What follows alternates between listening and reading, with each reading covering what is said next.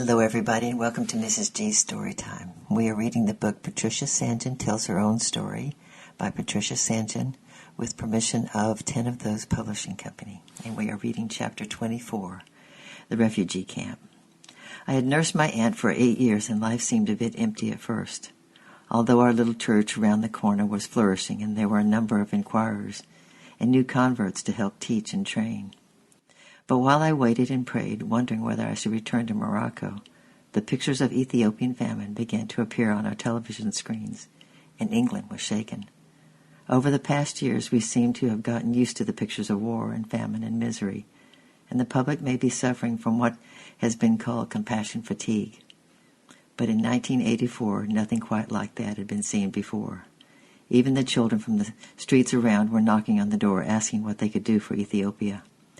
We got a working group together and held a Christmas sale. It helped the children, if it did little to relieve the famine. But some found no help, and the question kept coming up, as each news time revealed fresh horrors. Where was God in a situation like this? Did he care? Why? Why? Why? He could send rain if he wanted to, remarked one of the bewildered teenagers. I wanted an answer to that nagging question. A question asked thousands of years before, is the Lord amongst them or not? So when I was asked as a representative of Global Care, a Christian charity with which I was already involved, to visit the refugee camps on the Sudan-Ethiopian border, I was glad to go. Christian Outreach, a relief and development organization in Leamington Springs, had set up an emergency children's feeding center, and Global Care was a major funding partner. So in May of 1985, I left England in the full tide of its late spring and its uprush of tender new life, and I flew out to Khartoum with Ron Newby, a founder and director of Global Care. And there we traveled by jeep eastwards into the terrible drought desert to the camps on the Ethiopia border.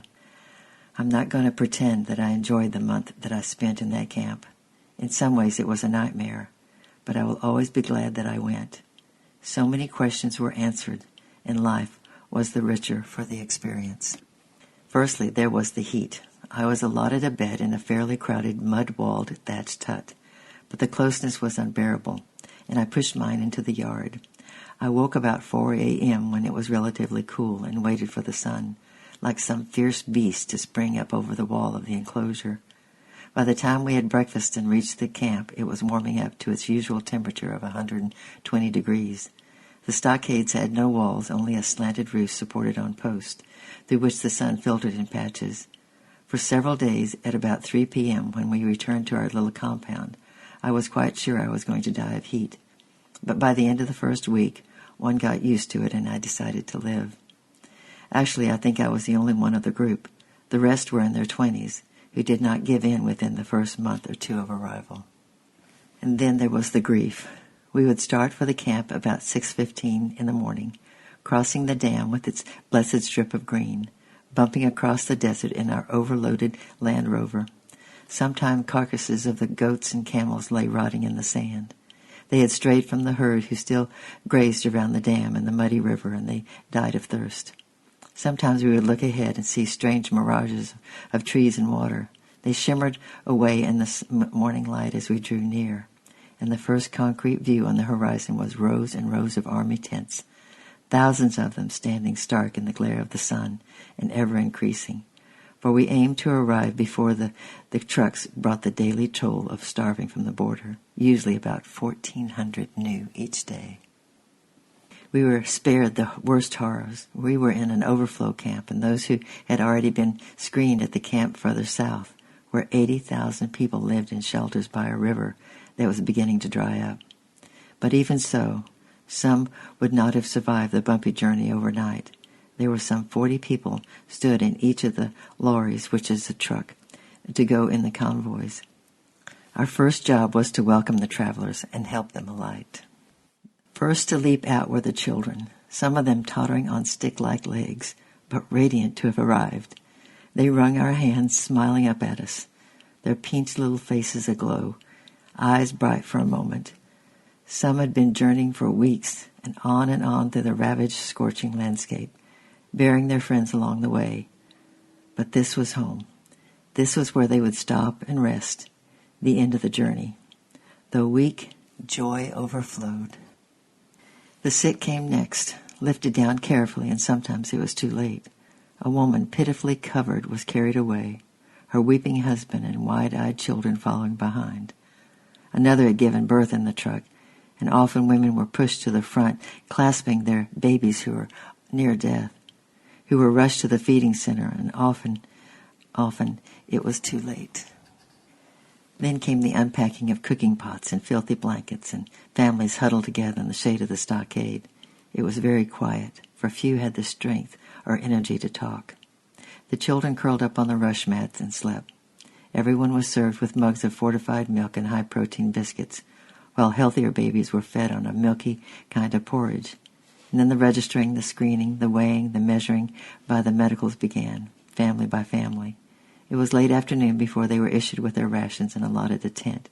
Meanwhile, the sun got hotter and hotter. Was the Lord among us or not? The Ethiopians are a noble race. They wore their rags with touching dignity. And during the whole of my month there, I never once heard a murmur of complaint or a word of impatience. And the same could be said of the overworked young team of nurses, doctors, dietitians, and their hastily trained local helpers. Never once on duty did I hear them succumb to obvious weariness or irritability, although I did once find one crouched behind the biscuit cartons, weeping bitterly over the death of a baby. I worked mostly in the babies' feeding center, where the severely malnutritioned and dying were fed by spoon or nasal tubes. Their cold little bodies were wrapped in patchwork blankets, knitted by a kind women's meeting in England. They added a gay touch of color to the dust-colored rags and blankets they had arrived in. There were no nappies or diapers. Water was too severely rationed to do much in the way of washing clothes, but somehow nobody minded. They had arrived. It was the end of the journey, and they often collapsed on the rush mats, leaving their babies to us, and slept and slept and slept. I acquired an interpreter and sat with him in the entrance to the tents, asking questions and hearing amazing stories of hardship and survival. Long, long treks through the drought territory, many little graves along the road, for it was the children who succumbed the soonest. They died of dehydration, of malnutrition and hunger, of snake bite and heat stroke, and even from bombing and gunfire of the government troops, for the Civil War was at its height. Having reached a temporary haven, they seemed able to talk calmly and objectively about their experiences. Some were quite merry. Even in a refugee camp, it was good to sit down and rest. Perhaps the worst factor at that point was the boredom. Apart from further and further forays into the shadeless, burning desert to search for firewood, the daily quarry for the water ration and the weekly quarry for food rations, there was nothing to do. Later, classes were organized for the children. Twice a day, the women bored little holes in the dry earth and kindled their little fires to cook dried beans. In consequence, my arrival in the tent with the interpreter was an exciting event, attended by laughter and much shaking of hands. The people were Coptic Christians and wore crosses around their necks, although no church had been organized at that point. But I heard through Ron Newby of the global care of a thriving little refugee camp, some 50 miles to the west, where Arabic was spoken. So when I had a weekend off, I decided to visit. I begged a lift in a supply truck with a few others, and we jolted over the trackless desert for some miles before we joined the tarmac road, reaching there about midday. Gedaref, a dusty, rather smelly little town, lay sweltering in the heat, was important at that time, for it was a storage center for all the overseas aids for 3 great camps that lay on the Ethiopian-Sudan border. The northern camp sheltered 125,000 refugees, the southern one 80,000. Ours was the overflow, containing to date 20,000. Dozens of skilled, dedicated young workers, medics, water engineers, mechanics, dietitians, sanitary experts, etc., coordinators of all nationalities representing dozens of charities, were continually passing through, and beds could be had at the residence of an English lady there who kept an open house for all who came.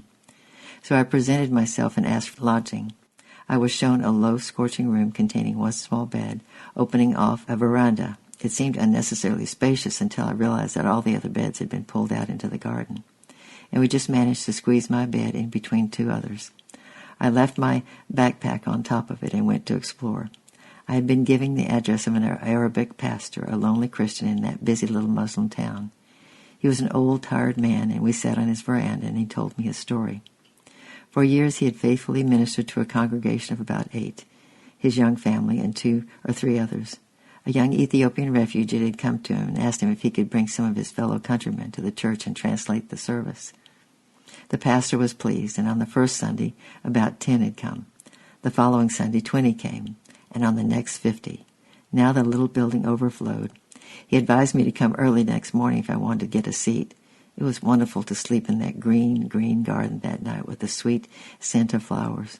I stretched out on a mattress between an Irish policeman and a Welsh pastor at either side of me. Nobody minded. It was too hot to be fussy. I had reached the little church building in a good time for the service, but even so, had not a lad got up and offered me a seat, I would hardly have got one. The place was crowded to the door with men, women, and children, standing packed in the center aisle or at the steps of the platform. Their faces were bright and eager, and they were singing and clapping. They literally shone. Gone was the patient apathy. These people were expectant, and when a tall, handsome-looking Ethiopian mounted the platform to translate for the Arabic pastor, they leaned forward and listened with rapt attention, as those who tasted the bread of life. They were not hungry physically. The camp was an old one and was now receiving regular rations, and they were partially united with the town. But they were all far from home and very poor and had little hope for the future. From whence, then, the light and the brightness? The young man, Makulu, invited me to visit him at the back of the church that afternoon. He was a well-educated young man who spoke English fluently, and he told his story clearly and without bitterness. He had not left Ethiopia because of the famine, for he lived in the south, which was relatively unaffected. He had left to save his life. At the time of the revolution, he had been a boy of about 15, and the communist teaching had thrilled him. Here was a wonderful new road of freedom and opportunity for the young, a chance to break free of all the old restrictions of culture and religion. He threw himself into it with all his energy and enthusiasm, and at first it seemed to him and his dazzled comrades that they owned the world. But gradually, when it was too late to turn back, they realized that things were not what they had seemed. His father's farm was taken from him, and people who questioned began to disappear. They were free to tread that one road, but no other. They were trapped in it, and Makulu and many others like him began to be afraid. But his friend appeared not to be afraid. In fact, he kept breaking into song, and Makulu, who loved music, asked him what he was singing. The boy replied softly, "Come with me on Sunday morning and you will hear." Makulu accepted the invitation. He went with his friend to a small evangelical church shortly to be closed. For the first time in his life, he heard the gospel read in his own native language, and to use his words, "I fell in love with Jesus." He acquired a New Testament and pored over it, weeping over the story of the cross, glorying in the truth of the resurrection. A wonderful new life seemed to be opening ahead of him, a release from the trap. But one of the community leaders of the new communist regime noticed the difference in the boy and immediately discovered what was happening. Makulu was sent for and told that in the future the meeting for the young comrades would be held every Sunday morning, and he was required to attend. It was then that Makulu began to realize what being a Christian was going to cost him, now and the years to come. He was only 16, but he made his choice. He knew he could never turn back from the claims of that tremendous love, and he continued to put Christ before every other commitment and to speak of him to all who would listen. In the next 5 years he was imprisoned 3 times, was beaten, shut away, and humiliated, made to run many miles in blazing heat. But each time, miraculously, he was released, and each time when he was released, young people came creeping to him under the cover of darkness. He taught them the secret of his strength and endurance. Sometimes they met in a house, sometimes on the hillside, never twice in the same location, until one evening his friend came to him and said quite simply, "Tonight we must get away. Tomorrow they're going to shoot us." There was no time to lose. They collected a little food, the necessary documents, identity cards, to ensure their freedom across the border, and they set off running through the night. They were strong and athletic, and they ran for 17 hours before they crossed over the border to the safety of eastern Sudan. But they had to swim across 2 rivers, and their papers were washed away. Nameless and officially stateless, they were put straight into a refugee camp. But Makula knew that if only he could get in the Sudanese capital of Khartoum, his old friends from the now closed church would recognize him and help him. In Khartoum, he could find fellowship, an identity, and a future. He made contact with a camp official who believed his story and agreed for him to travel up to the capital in a police car. They set out and drove all day, stopping for the night in Gadaref. Makula slept deeply and awoke to find himself once more a nameless refugee. The police had gone off without him. He was not dismayed.